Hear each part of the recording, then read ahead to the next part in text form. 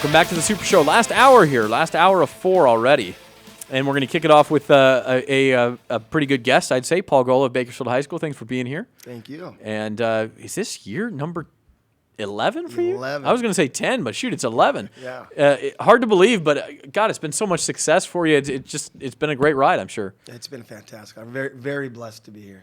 And you guys, and we talked about this last year, and I know it's one of those cool stats that we like to say in the media that you every odd year, look at what you guys do. Okay, 2005 section champs, 07 section champs, 09, what happened? I don't know. 11 section champs, 13 state champs, and now we're in 2015. I don't know that there's anything to that other than what we were talking about with Dennis Manning a minute ago, is that high school football is just cyclical, that one year you got a bunch of seniors, and the next year they're all gone, and you got to start over, and then it's kind of a 2-year process. Yeah, I remember what happened in 09. It was a fake punt and then a fumble on the 1-yard line. Oh, okay then. Was that against Bullard? Clovis West, I believe. Clovis West, okay. That was the year Centennial went to the final with Kessler, I think. Yes, yeah. They had a great football team. Anyway, it's been quite a ride for you at Bakersfield High School, and again, I feel like it's dangerous for these teams, and it's rightfully so that we're talking about Liberty and Ridgeview. They better watch out for Bakersfield High. I know you guys sort of, I was talking to some of your kids yesterday, they feel that chip on their shoulder a little bit because they're not the state champs anymore, and they kind of miss that feeling. Well, do you sense that? I don't. It was funny that a kid yelled out at Hume Lake, "We'll see you game 10." And I turned to our coach. I go, "Who do we have game 10?" He said, "It's Liberty." Oh, so that's the anti-bell ring right there. I have no idea who we're playing. And how's this team? And I go, well, I think Liberty's loaded. I think they got all their guys coming back. But we really concentrate on ourselves and our team and getting better every day and not really worried about other people. And again, I mean, that's the bell we've been talking about. Every coach says that. You guys have really made a habit of that, made a championship habit of that, I think, and you really work on that. You work on the mentality of how the kids think, and it's pretty natural for them probably to think about those Liberty games. But right now you've got to focus on Mountain Point, which is a squad of Arizona you're playing in week 0 on that Saturday down in San Diego.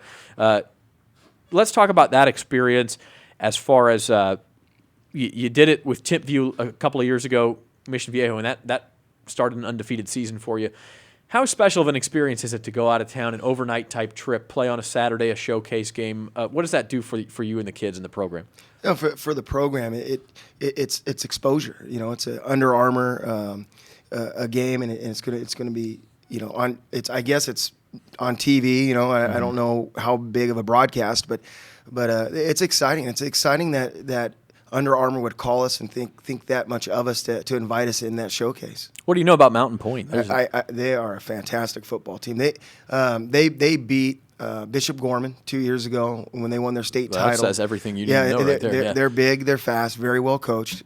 We got the video, and I'm not sure if this is fast motion or not. It's going to be exciting. That might be how some coaches look at your film, by the way. That's true. You do have a lot of speed, and that's the case again this year. It looks like you told me yesterday if the season started tomorrow, Kier Gragg would be our quarterback. Yes. I know you have Caden Ochoa also and Joshua Moran who can play quarterback too. It's a good problem to have. But right now, Kier is the guy. There were times early last year where he struggled with that position. What's different in 12 months with him? I think a year is for a teenage a teenage boy, that's a long time. Sure. And it's a lot of maturity. And I think last year, we moved him to wing. He started for us. He could have started both ways for us. And so he's a fantastic athlete, extremely smart, intelligent young man. There's a couple touchdowns for Kier right here. So there's a nice pitch from Lemicio. So I think just kind of calm down, not have to live in the footsteps of Sonny Rufus, state championship quarterback who is like the mayor. Mr. All-American, yeah, exactly. And that's a lot of pressure on a young man. And so I think he's calmed down. He had a great season. I think he started throwing the ball right that last game of the year against Liberty to really work on his throwing skills. And he had a fantastic summer. And so did Caden. Both of them did. Because he can throw the ball. I Yes. think you look at your passing stats last year and say, they couldn't throw the ball. Kier can throw it. It was just last year we had a little problem protecting, and when you don't have an internal clock as a quarterback, it's rough. And so we opted to say let's let's go basically to a wildcat and play great defense. And I think stat-wise, that might have been the best defense we've had since I've been at Bakersfield. Oh, the defense carried you guys at times last year. And you mentioned the protection. How's the offensive line this year? Daniel Shoney, I know, is the big name there. Shoney was a sophomore last year. I think he's about 6'7", 290, and we have a 280 center, and then our other guards about 275. And so this is the biggest we've been probably since 2007. And so we're excited about that. We got some size. That team was a pretty special team there. That was a great team. Yeah. Defensively, you lose the guy who was the heart and soul of that defense in every sense of the word, Marcus Bruce.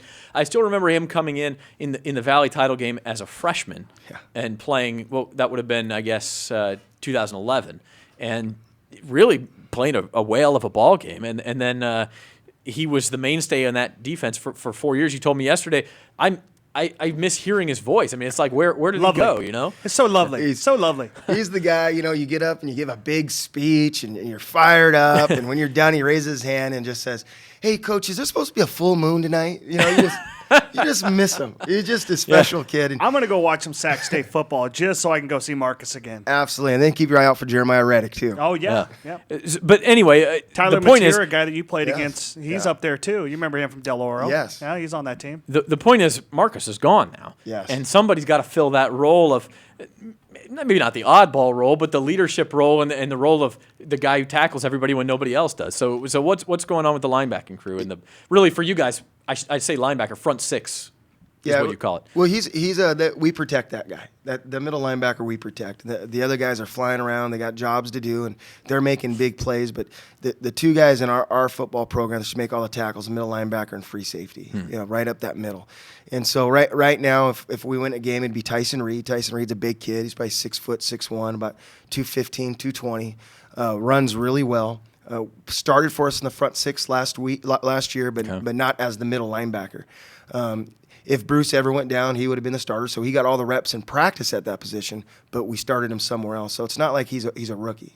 Yeah, and that's so important too to have that guy up front, nose guard. I know another key position for you. Who's in the mix there? Right now we have a transfer from Mission Oak, Colton Schreider. He's a big kid, 6'3", probably 285, runs really well. So we've been blessed. 11 years at Bakersfield High School, we've had 11 great years of nose guard play. I don't think we've had a down year, but he transferred in, and so he's going to demand that double team up front. And then there's another kid that will be a front six kid, and if Colton needs a rest, it's Kelly Garcia. He's having a great camp right now also. I know you're all about process, but I know you're also all about championship expectations. Is there anything different this year about where you expect to be in November and December? It is. It's a process. Matter of fact, it's funny you said that because that's our talk this morning was the great ones focus on the process. The great ones focus on doing ordinary things better than everybody else. And that's what we want to do. We want to do just the ordinary dip and rip, the ordinary first step, noose in the front half of the ball better than everybody else. That has to be our goal. And that makes a pretty big difference if you can do that better than everybody. Let's take a look at your schedule. And again, we know it's about the process, but we're going to talk about the schedule if you won't. And you do open with that game in Mountain Point. And boy, if they beat Bishop Gorman 2 years ago, I didn't know that. That would have been a whale of a 2013 ball game, but it should be a pretty good one this year too. Then Edison. And boy, if Mountain Point's is a tough game, Edison might be a more important game as far as seeding and things, and that's a game you lost by a couple points last year, 1 point maybe, and it cost you a seed, and it in the end it may have cost you a trip to the Valley title game and all that sort of thing. They've kind of become a rival for you, Fresno and.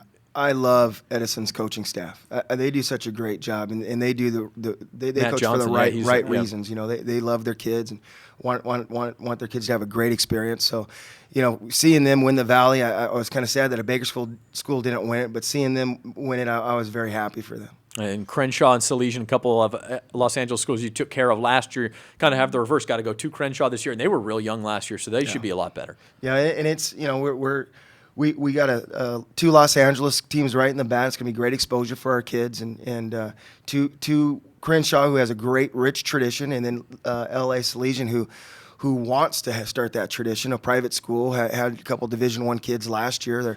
They want to be that next big-time private school in L.A., and they actually called us and asked us to play, and we kind of researched them and thought, yeah, this is going to be a good game. Yeah. And then Ridgeview, which was a great game last year, and they expect to be very good again with the skill position talent they have. There will be no faster game between two Bakersfield teams, I don't think, than that one on October the 2nd. And then in your league, when we talk, there's no weeks off. AJ Gass is at Garces. He knows what it takes to build a program. Frontier, Centennial, Stockdale. And there's always seems to be the one school in the league that steps up to challenge you. The last couple of years, it's been Liberty, and you mentioned yesterday you were totally impressed with him again. Oh, I just looking at them, they're big, athletic-looking kids, and Nixon does a great job. And so they're obviously you return that many offensive linemen, you're going to be a good football team, offensively and defensively. I love their big three technique. Is it Foster? Yeah, Colton. Curtis Brown. Curtis Brown. That's who we're sorry. talking about. Yeah, Colton Foster's Frontier. Frontier guy. But I love him. I mean, this summer when I go back and I break down every film again, and I think that kid's special. And so they have a good nucleus. He's got of a teams. motor. They do. Yeah. Yeah. And again, for you guys, I know it's just about the next practice and everything, and being the best you can be on that particular day. But it usually turns out pretty well, especially in the odd years, and that's what we have here, the 2015. So for your sake, let's hope that continues. That would be nice. We'll I'm sure we'll be talking to you in November and December either way, and one of these years that streak will snap one way or the other. You'll win one in an even year, or you'll lose one in an odd year. But right now, you're on a pretty good run. So 2015 it is. Paul Golla of Bakersfield High School Drillers, we appreciate you joining us. Thank and you. Best of luck. We'll be back. Who do we have next? Who's Eric Smith, he's right there. Oh, Eric Smith. He's behind the camera for me. I can't see him. Eric Smith of Golden Valley is up next on the BVarsity Live Super Show.